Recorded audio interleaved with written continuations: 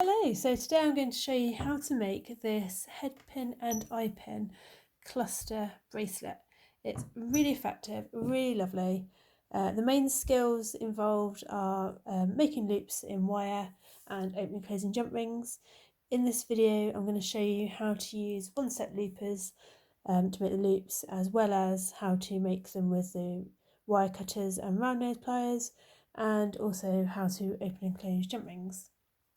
This jewellery pack comes in completely randomly mixed colours, and it contains 6mm rondels and 4mm either bicones or rondels, or a mix of both. So the head pin and eye pin cluster make your own bracelet set contains a random mix of 12 6mm rondel beads and 18 4mm beads, and they'll either be a mix of bicones and or rondels. It also comes with head pins and eye pins. And so what you're going to do to get started is pop one bead, so one of your 4mm beads, onto each of the head pins, and then you'll also put one of the 6mm rondels onto each of the eye pins. So I'm going to do that, and then I shall come back once they're all done and I shall show you about the looping. Okay, so I've now put one of the 4mm bicones or rondels onto each of the head pins, and one of the 6mm rondels onto the eye pins. So there's two different ways you can make loops. You can use these tools here, which are called one-step loopers. They really are a game changer. I'll show you those. And then there's the old-fashioned way, which is using pliers. So the way I do it is I bend the metal over at a 90-degree angle, cut it off, so it's about 1 centimetre sticking out. I then take my round nose pliers and I hold my hand upside down, and so the end of the head pin or eye pin is part way at the plier, flush with the other side, and then I just twist my hand over in 2 motions, and then I get a loop. I don't know if you can see that. I should repeat that again, and I should do it on a head pin as well, so you can see. So I twist it over, right angle above the bead, trim off the excess, so there's about 1 centimetre left of the eye pin or head pin sticking out.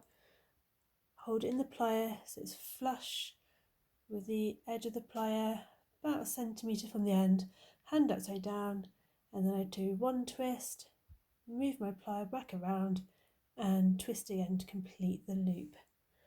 And there we go, we've got our looped eye pin. So again with the head pins are a bit thicker metal, so a bit trickier to bend. Trim off, so bend it at right angle, trim off the excess on the plier, about 1 centimetre along from the end, flush with the side, hand holding upside down, twist one, twist two, and then that creates a loop. Now it's really important that you make sure your loops are fully closed, because we're going to be joining them all with jump rings. If they're not fully closed, then they will simply fall off your bracelet. And now I'll show you these one-step loopers. I'll show you one of these ones first. So this metal on the head pins, I'm not exactly sure the exact gauge, but it is a fairly thick one. So to use your one-step looper, you pop it, I call this bit a post, this a ledge, and then you've got the hole there. So you insert it into the one-step looper so that the head pin, the excess of the head pin, goes through the hole. You then, making sure the bead is touching the bottom of the head pin, put it in next to the plier. Now I always put my nail or something in between the bead and the plier. If your bead touches the plier or goes too close to the plier or inside the plier, it will crack. You then close your hand and close your hand fully, and then you get a complete loop, and then you have a loop, and it is a game changer. It is so much easier than doing it the old-fashioned way of cutters and round nose pliers.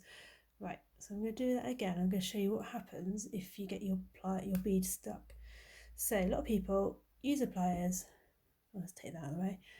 Then open it up. Oh, my bead's stuck. Can't get it out. Well, it's come out. What you need to do is if it gets stuck and you think you can't get it out, just close your hand just a little bit, and then that releases it because the top bit just grips onto the head pin where it cuts it off there. Now these head pins are fine to use the one-step loopers because they are, like I say, thick wire and they fully close your loop.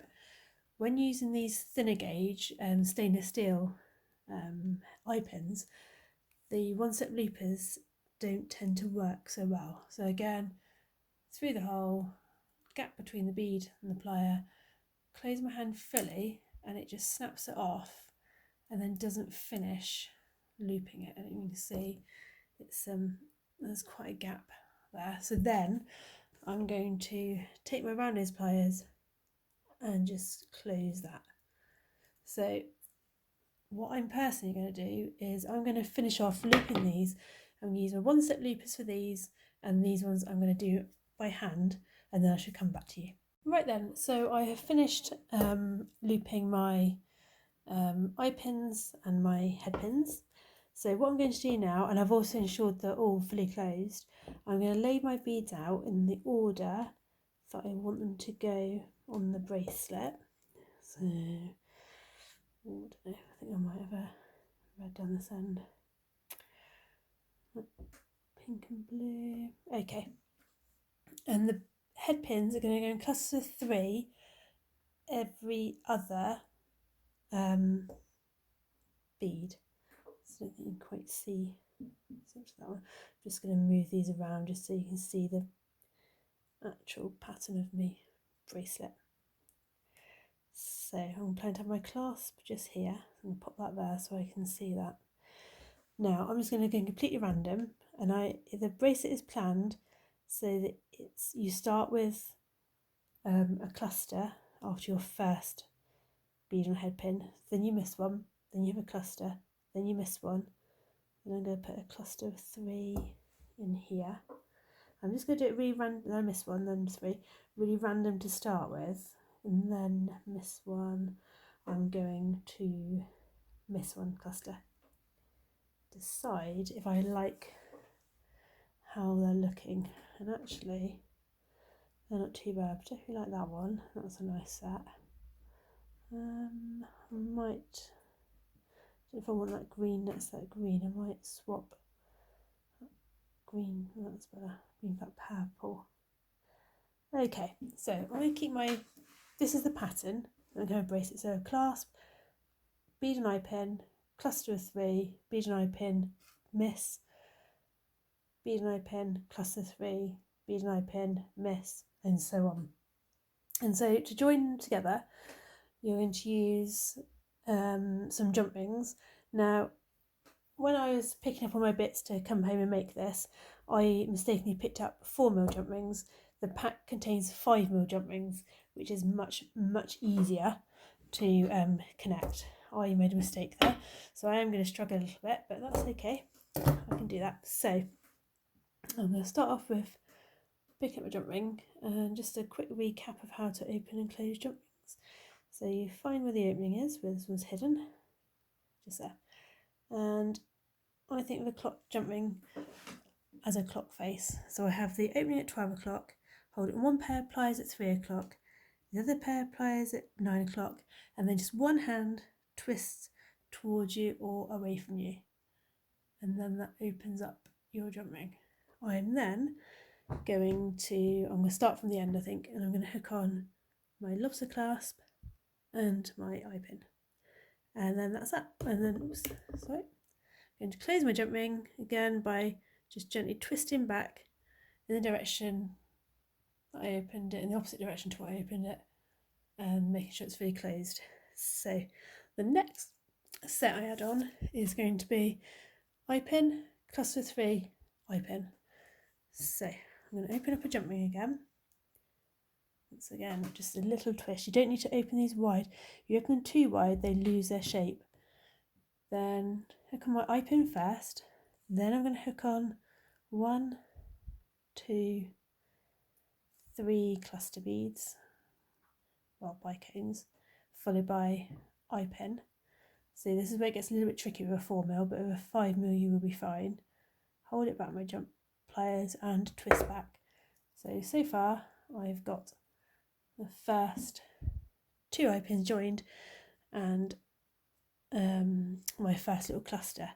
So then I'm just going to join my eye pin to my next eye pin and twist back. And I'll do one more and then I shall finish off and show you the end result. So open the, oh there it is, open the jump ring just a little bit, hook on eye pin, group of 3 head pins which are my clusters, followed by eye pin, careful not to drop that jump ring, and twist back. What I do see people doing when they're attaching things onto jump rings is they're very tempted to hold the jump ring in their hand and not in the plier. The problem with that is your fingers are much more chunky than a pair of these chain nose pliers, so therefore your fingers are taking up a lot of room on that jump ring, which then makes it much harder to you don't have the space, so it makes it much harder to be able to attach everything you need to. So I'm just going to 1, 2, 3, eye pin, twist back to close, and also it's important to really make sure that the jump rings are fully closed. So this is where we are so far with the bracelet.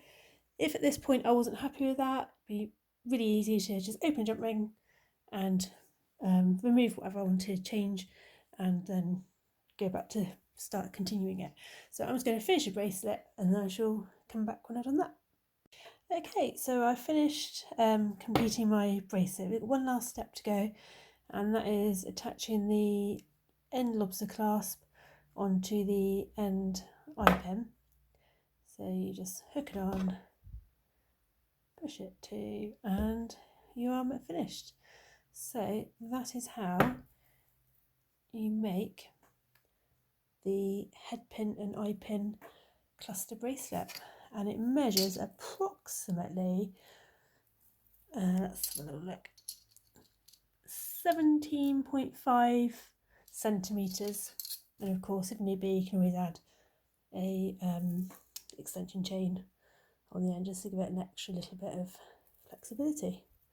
But there we go, it's absolutely lovely, and I like the random nature of it. That's really good as well. So if you'd like to purchase this one or see any others in the range, check out my website beadanddiva.co.uk or devonbeadshop.co.uk.